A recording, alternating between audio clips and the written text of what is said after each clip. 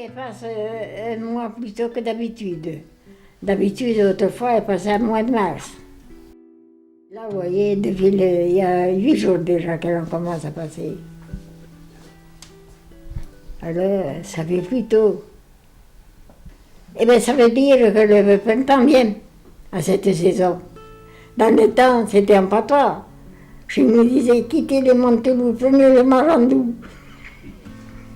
Il fallait quitter les manteaux et prenez les 4 heures. Parce qu'on allait dans les champs, et puis après, au mois de mars, on arrivait vers les 4 heures pour mettre les bêtes au champ. Alors on faisait les 4 heures.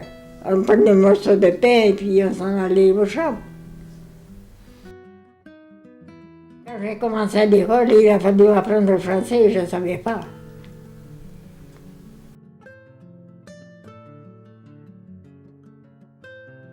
Ma première langue, c'est le patois. J'ai toujours parlé le patois. Et mes neveux, les petits, là, les jeunes ne le comprennent même pas. Quand ils viennent, il faut leur parler le français, ils ne comprennent pas.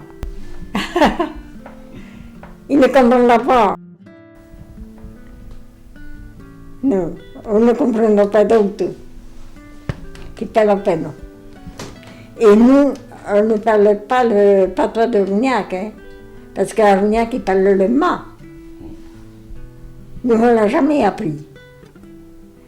Et moi, quand je suis été à l'hôpital, on m'a dit que c'était la Dordogne que je parlais pas le Limousin.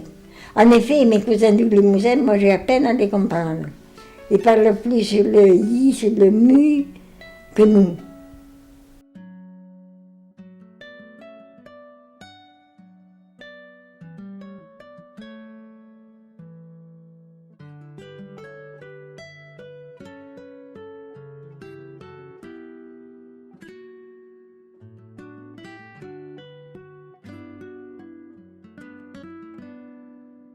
Je vais à l'épicerie, je me fais prendre toutes mes affaires sans marquer rien. Hein. Je me rappelle à peu près de tout ce qu'il me faut.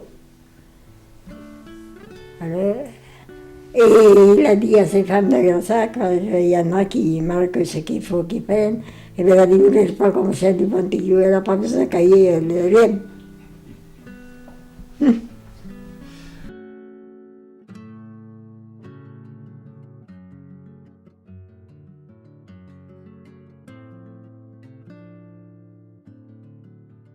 Les fêtes, je m'en vais vous faire rire un peu. Un jour, il y avait mon frère qui voulait aller à la ferie. Et bien sûr, comme il n'y avait pas de sous, mon mère lui a donné 4 sous. Moi, j'en avais pas. Il fallait que je ramène, mais je n'avais pas de sous, moi. Les plus grandes, je comprenais qu'il ne m'en fallait pas. Il n'y en avait pas. Quand on arrivait à la ferie, il y avait des marchands de Montbron, là, la nuit qu'on appelait. Et puis, il avait un banc, il avait des gâteaux et des roues pour tourner. Mais il avait des carottes à la crème. Mais c'est que des carottes à la crème, il en voulait une. Alors, j'ai demandé le prix, 5 sous. Eh bien, j'ai dit, c'est trop cher, tu ne peux pas acheter ça. Mais il n'a pas voulu jamais partir. Alors la dame lui a dit, eh bien, mon petit, je vais t'en donner une quand même, mais je ne pouvais pas dire, je vais te la payer, moi, je n'avais pas de sous, il n'avait que 4 sous. Il a regardé souvent dans sa main, mais... Et la première fois que j'étais à la Félie, à la Rochefoucauld, moi, c'était la Félie, se trouve pour Pâques. C'était en 14. Et puis c'était la cousine de Lougnac, vous les avez connus, les Fonchem de Lougnac. C'était une cousine germaine à mon père, le vieux Fonchem. Et puis sa mère est venue chez nous, et nous on l'appelait Mémé, parce que c'était la sœur de ma grand-mère. Alors, comme ma grand-mère ne la connaissait pas beaucoup, qu'elle était là-bas, qu'elle ne venait pas, c'était elle qui venait. Quand elle venait, elle disait à ma mère, ah, ma pauvre Françoise, je ne peux pas entendre de bruit. Il ne faudrait pas que les gosses fassent du bruit. Alors, on s'assoyait à côté d'elle, elle me racontait des petites histoires, et puis elle avait toujours une pleine poche de fruits secs, parce que lui faisait les fauteuils à Lougnac. Alors, il avait un four, il faisait du fruit dans le four sec, il faisait sécher des pommes, des cerises, des prunes, tout. Il nous apportait de ça. Et puis, on s'assoyait à côté d'elle, et puis elle nous en donnait juste une petite pincée à chacun. Et puis, on ne bougeait pas. Et bien, on était contents. Voilà comme ça se passe. Mais avec peu de choses, voilà. Et la première fois qu'il a invité ma mère pour manger du beefsteak, alors j'ai bien fait de ma cousine, elle est venue me voir manger la dernière fois. La petite Odette. Je dis, je me rappelle comme si c'était aujourd'hui. Alors bien sûr, elle a invité ma mère, puis tous les enfants, elle nous a amenés manger chez eux. Et puis il y avait du beefsteak, il y avait d'abord du pot-au-feu avec du légume. Moi je connaissais ça, j'ai bien mangé. Mais quand ça arrivait à le beefsteak et les frites, c'est que j'ai jamais voulu en goûter.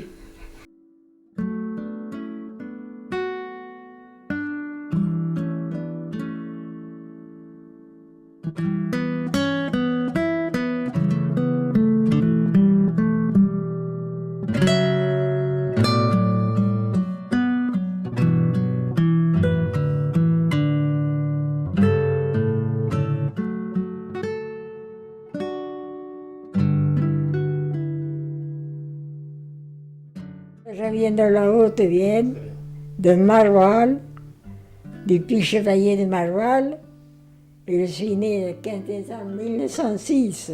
Et je suis arrivée avec mes parents à Lougnac en 1911. J'étais cultivateur à ce moment-là. Et ma mère était domestique, servante aux forges d'étoiles. Et mon père était au torse-visé, c'est son oncle qui faisait les fauteuils. Ah, on faisait de tout, on faisait l'élevage, on n'avait pas d'élevage, on avait les bêtes pour travailler, deux vaches, on avait quelques brebis, une chèvre et puis une truie qu'on avait, et puis on faisait la propriété, quoi.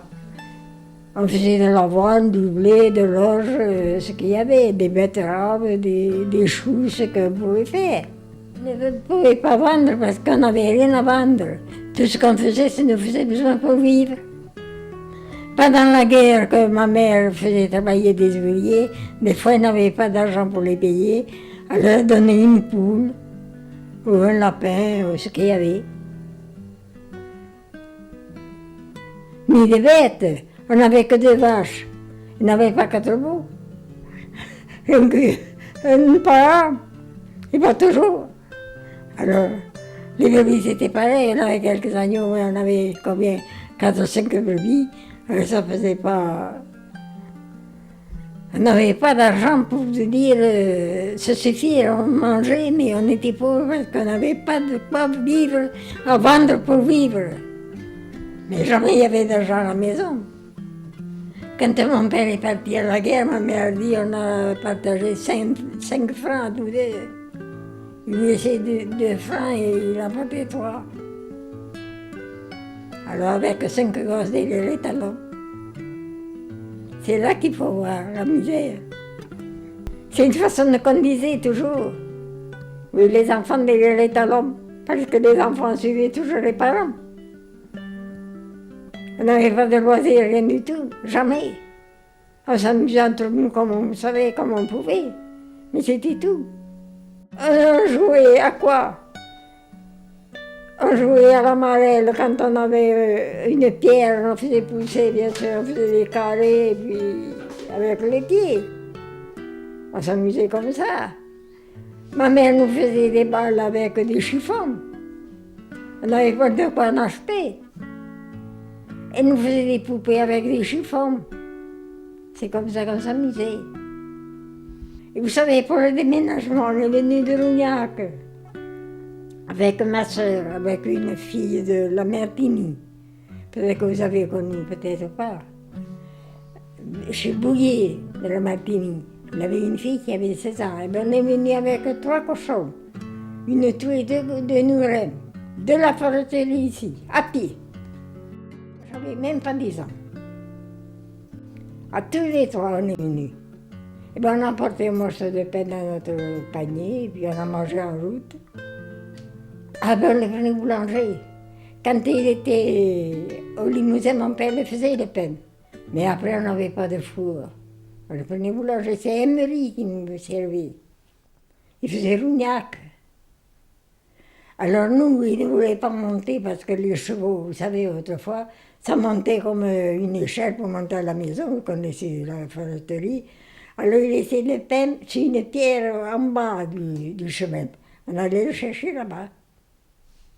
Une fois par semaine. Parce qu'on n'avait pas de pain tous les jours. On avait de ces grosses tourtes-là, et puis une fois par semaine.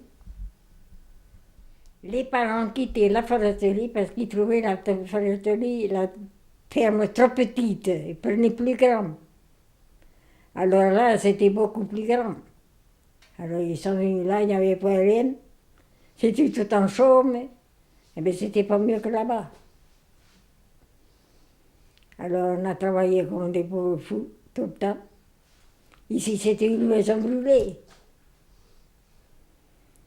Là-bas c'était tout écrasé, il n'y avait pas différentes portes qui tenaient.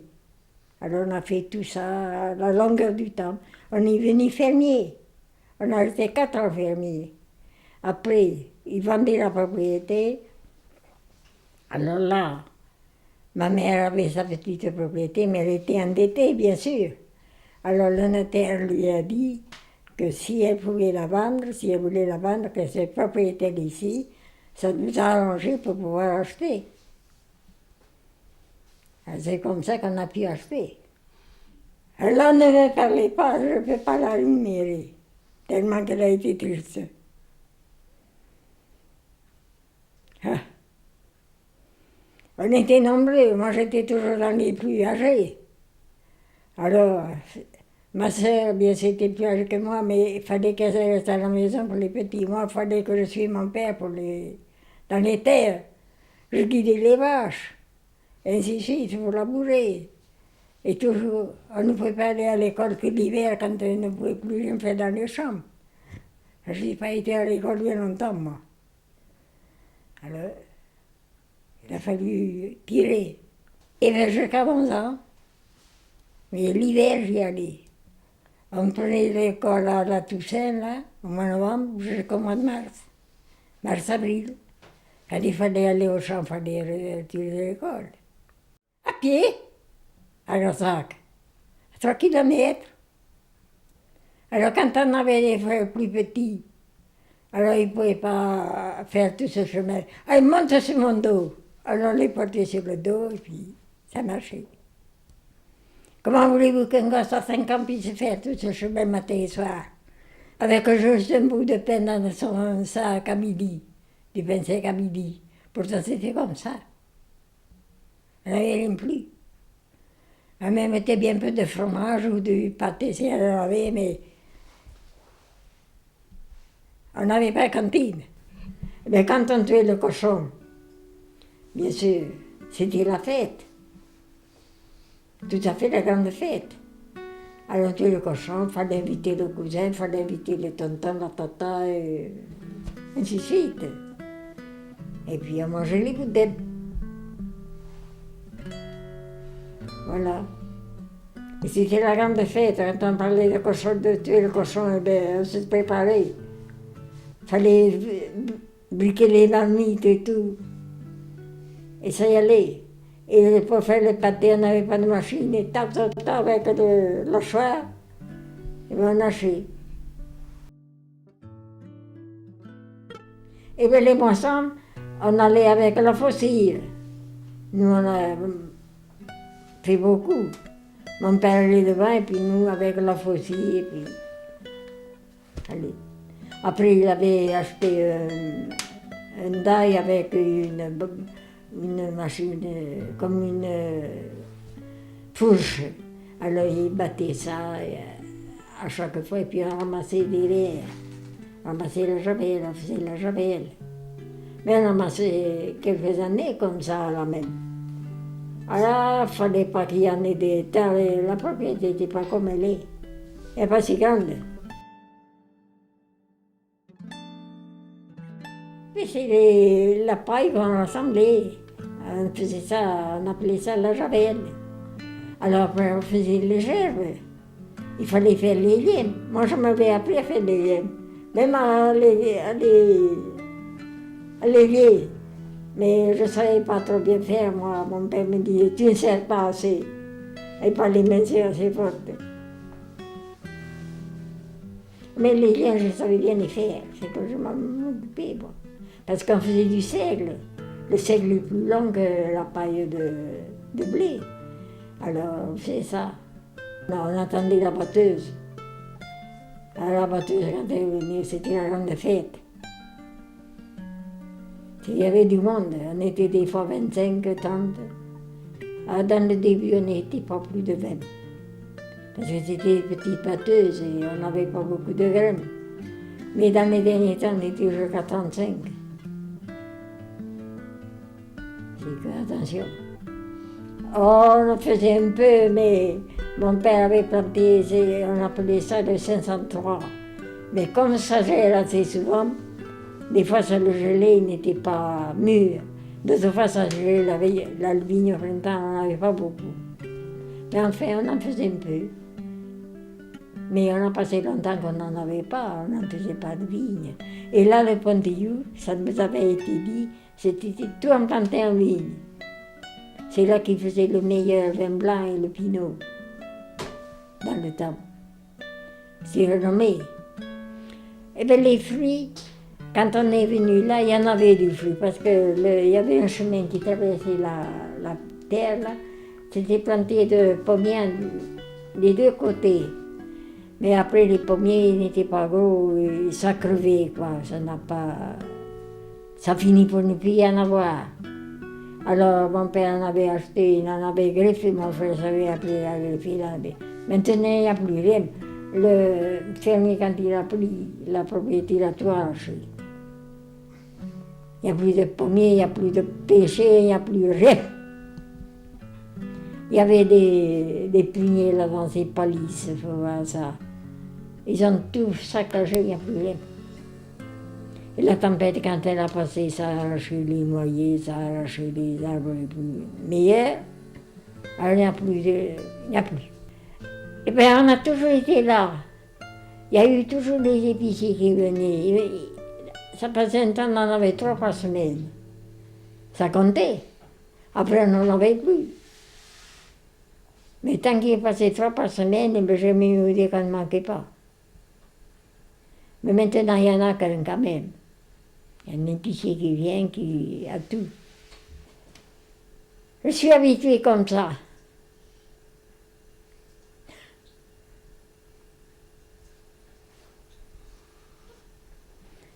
On se sent isolé parce que, mais étant habituée, je ne trouve pas trop à dire.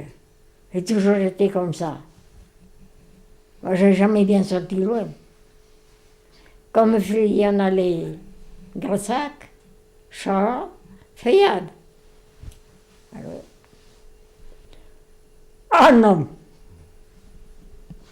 Ah, une fois, j'ai voulu rentrer en Angoulême, à la nouvelle galerie, là. Je me suis égarée dans le... Je ne savais plus où j'étais, rien du tout. J'ai dit, j'ai passé par là, je vais essayer de reprendre le chemin que j'ai fait. Quand j'ai pu me reconnaître que j'étais bientôt sortie à la porte, je me suis arrachée de là.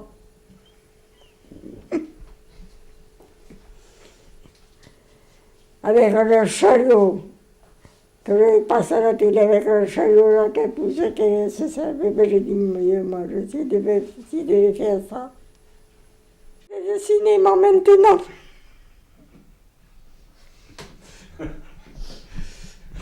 À l'âge que je suis quand même, c'est un peu... Mais on a émoisé là. Mais c'était plaisant les voyages. Quand on allait dans les villages, émoisés. Ah, c'était plaisant là. Ça rigolait peut-être. Et puis après, on mangeait les haricots. Avec l'huile de noix. Et ça riait, c'était content. Une fois, il y a mon vraiment ce qui était émoisé. Le matin à 4 heures, il n'était pas arrivé. 5 heures arrivé, il n'était pas arrivé. J'ai dit, mais qu'est-ce qui se passe? Ma soeur n'avait plus, ni lui n'avait plus de chaussettes, il avait usé. Parce que c'était une carrelage, je ne sais pas quoi. Il n'y avait plus de semelle. Ça avait mis en chaussettes pour danser, mais il n'avait plus de semelle. Et le matin, ils sont arrivés, c'était tard. Ah, mais les gens dansaient avec des sabots, ils ne peuvent pas souiller. Des sabots de bois. Et patata, patata, on entendait la musique, on avait dansé dans le chemin. Jamais je voulais dire ça dansait, moi. Et bien, ils se sont allés, ont pris le vélo, parce qu'ils ont été droits où ça dansait. Mon frère y était, mais ça n'y était pas, mais mon frère y était. Il a dit, on passait par les fenêtres, partout, tout le monde courait tellement qu'il pouvait. Ils n'ont pu attraper que le musicien. C'est pendant la guerre, c'était interdit, c'était pas que l'antenne. On entendait ça tout d'un coup. Viens poupou, viens poupou.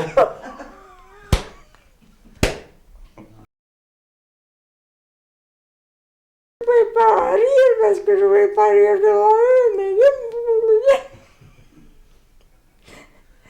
Alors, quand il a dit, vous savez, ça, je n'ai pas voulu le dire, moi. Eh bien, ils ont pris le vélo, il a été tout droit, parce qu'ils savaient bien où ça dansait. Il y avait la fille du chef de gendarmerie qui était dans ses balles, et il ne savait pas où ça dansait. Parce qu'il ne savait pas. Il fallait le rire.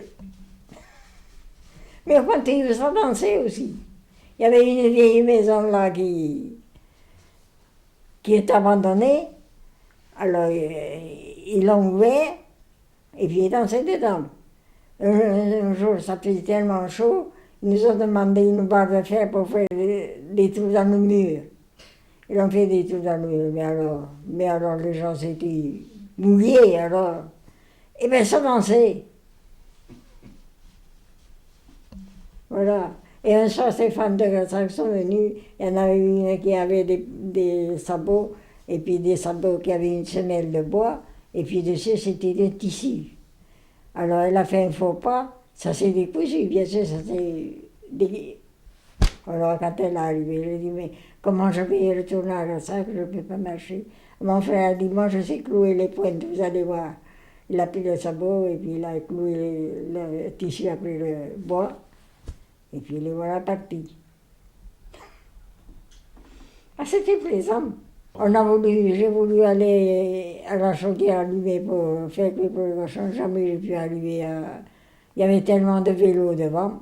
Il a fallu appeler ceux qui étaient dans les bars pour débagager.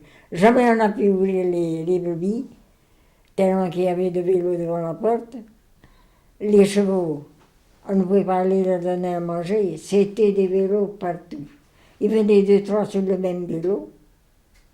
Ah, c'était beau. Et il y en avait du monde. Je ne sais pas d'où ça sortait, mais alors. Mais il y avait du monde au Pontillou. Mais ça rigolait là-dedans. frère. Nous, on ne l'avait pas bien connu, mais dans les coins, là, il dansait dans les maisons. Beaucoup. Sur Menzac, là, ça dansait dans les maisons. Ben, lui, il allait jouer, puis ça dansait. On allait chez Bonnet danser. C'était une grange qu'ils avaient aménagée. Et puis c'était le chaisier qui jouait de la flûte, la clarinette, et puis Balouet de la vielle, dans ce temps-là.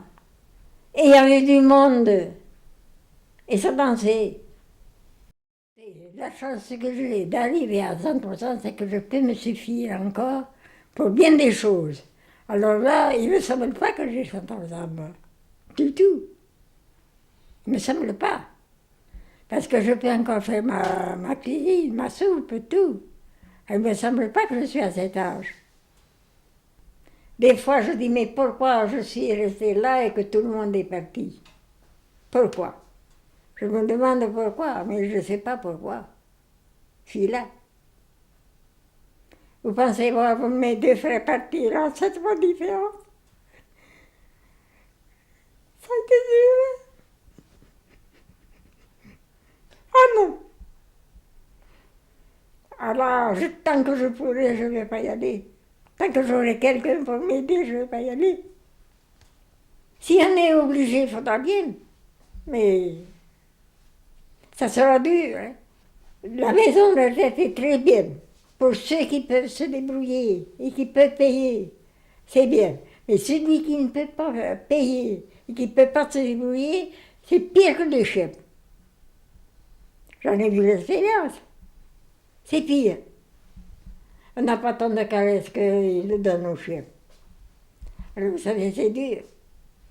Quand une personne arrive à un certain âge et qu'elle est traitée comme ça, c'est dur. Quand je me lève le matin, je fais ma toilette, mon petit déjeuner, mon journal, la chambre libre, après mon tricot. Je prépare mon déjeuner, puis mon tricot. À tous les jours, c'est mon plaisir de tricoter, tant que je puis. Dans le début que j'ai arrivé de mon choix, je ne pouvais pas. Ah, je trouvais le temps trop long, ça n'allait pas. Mais sitôt que j'ai pu reprendre mon tricot, ça va. Je ne vois pas sans lunettes. Je ne vois pas mes lunettes, je ne vois pas sur le noir. Avec mes lunettes, je vois.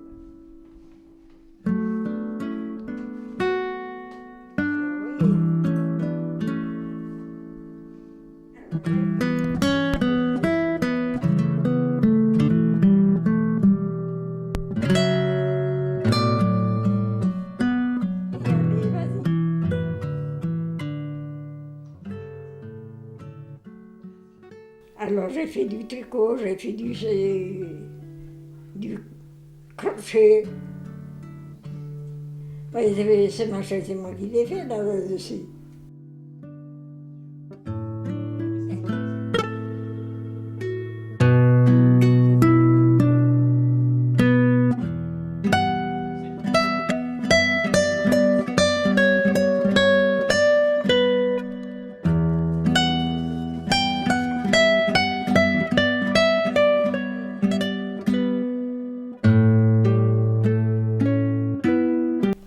Je fais ça pour les filles à ma belle-sœur, parce qu'elles ont des bottes, elles mettent tout ça dans leurs bottes, elles disent qu'elles sont mieux que celles qu'elles achètent. Voyez-vous? Elles sont contentes. Et puis elles disent c'est chaud, l'hiver, elles n'ont pas froid. Là, c'est où je finis. Là, je finis, il faut que je rentre ça avec une aiguille après. Et là, c'est où je commence. Alors après, je fais avec une aiguille, je fais rentrer le fil. Et là, c'est pareil. Assez compliqué. Pour celui qui ne sait pas faire. Mais je voudrais m'endormir et pas me réveiller. Ah, ça c'est mon désir.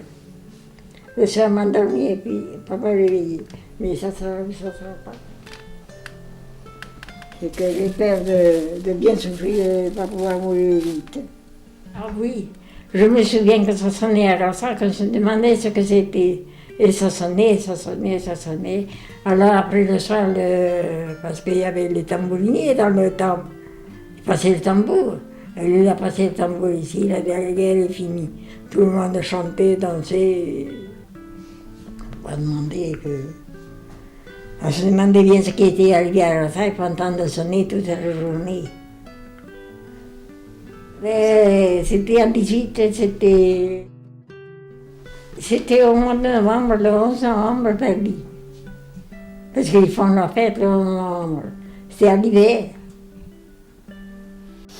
La guerre mondiale, la dernière, elle a été pire que la première, parce que moi, j'étais plus âgée. Et il n'y avait personne pour m'aider. Là, on était là et on ne pouvait pas travailler, mon père ne pouvait pas. J'avais mon beau-frère qui était évadé de prisonnier, bien sûr. Il n'était pas grand cultivateur. Et bien, on travaillait bien peu, mais on ne faisait pas grand-chose. Et il y avait du monde à nourrir. Et qu'on était nombreux. Il y avait moi, mon père, ma soeur, mon beau-frère, ça faisait déjà 4 grandes personnes. Et il y avait les 4 autres, ça faisait déjà 8. Il y avait encore une petite nièce qui était là, qu'il fallait garder, que sa mère ne pouvait pas la garder. Alors vous n'avez qu'à voir un peu ce que ça faisait. Et qui travaillait. Il n'y avait pas grand monde. Mon père ne pouvait plus travailler du tout. Quand il a eu tombé, c'était fini. Alors ma mère est décédée. Et bien, je vous assure que ça n'a pas été drôle. Oh, punaise. Et tout le monde venait pour se ravitailler. Ça arrivait toujours de partout. Avez-vous ça, avez-vous ça, avez-vous ça? Tout le monde voulait manger, tout le monde avait, personne n'avait rien. Heureusement, on avait des poules, on avait des lapins, on avait un peu de volailles, des œufs, on donnait ce qu'on avait. Si on avait du légume, on le donnait, ce qu'on avait. Mais je vous assure que c'était pas drôle. Oh putain! Je suis seule sur la terre avec une sœur qui est à Bordeaux. Ils sont tous décédés. On était 10, on n'est plus que 2.